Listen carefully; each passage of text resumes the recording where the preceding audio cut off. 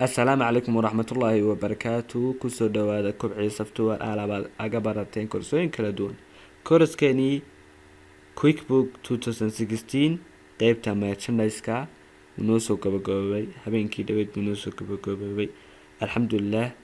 marka casharkan wuxuu yahay acknowledgement wax loo yaqaano mahadnaq.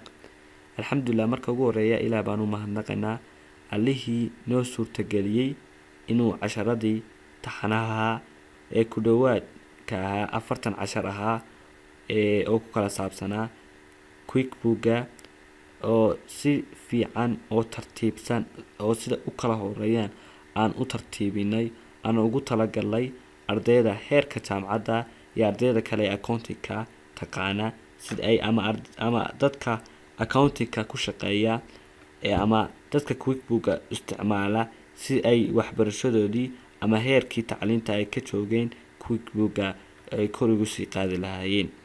marka guul bay noo tahay aanu soo gabagabayno casharka taxanaha ee 30ka cashar gaaraya ama 40ka cashar. marka alxamdulilah suma alxamdulilah suma alxamdulilah ilaa baa horta mahad iska leh allihii horta noo suurtageliyey.